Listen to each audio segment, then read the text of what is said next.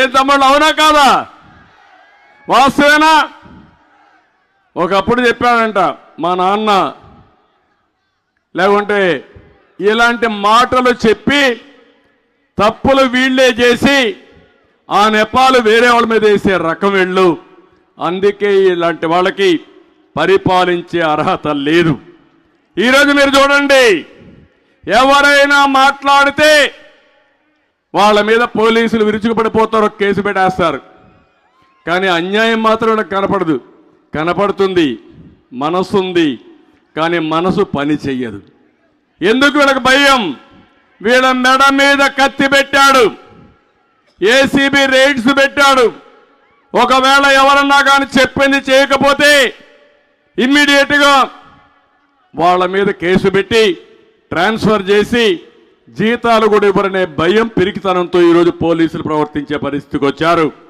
ఏదేమైనా ఒకటే చెప్తున్నా, ఈరోజు కొత్త రాగం తీసుకున్నాడు. ఆ రాగం ఏంటంటే ఈయన మీద అందరిలో వ్యతిరేకత వచ్చింది.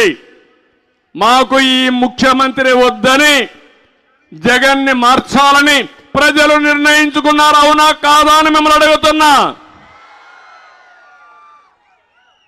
ఏపీ ఎయిడ్స్ జగన్ రాష్ట్రం అతను అసహించుకుంటా ఉంది.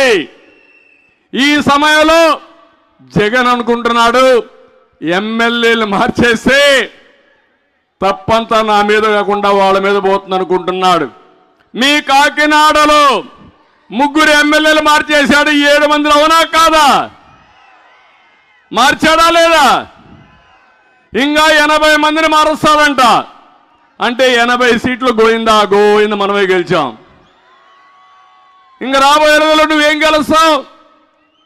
ఒక 5 సీట్లు 10 సీట్లు కూడా రావడానికి వీలు లేదు.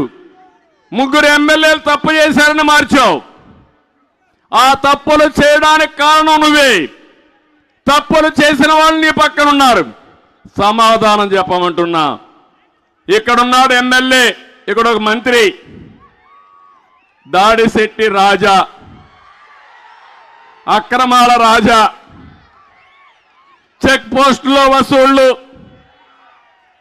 కనీసం మంత్రిని ఆలోచన లేదు. ఈయన మామూళ్ల దెబ్బకు వ్యాపారస్తులు పరార్. అడ్డగోలు సంపాదనతో గాంధీనగరంలో 132 ఎకరాలు, పక్కనుండి కొండ, దాన్ని కూడా తవ్వేశాడు. రౌతులపూడి మండలంలో ఎన్నెన్నపట్నంలో 72 ఎకరాలు.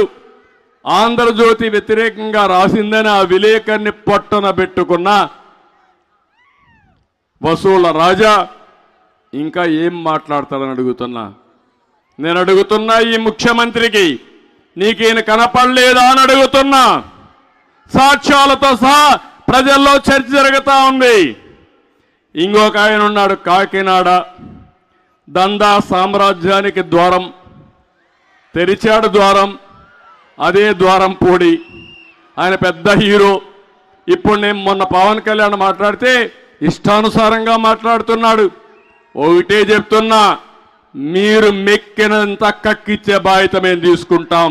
కబద్దార్, జాగ్రత్తగా ఉండండి.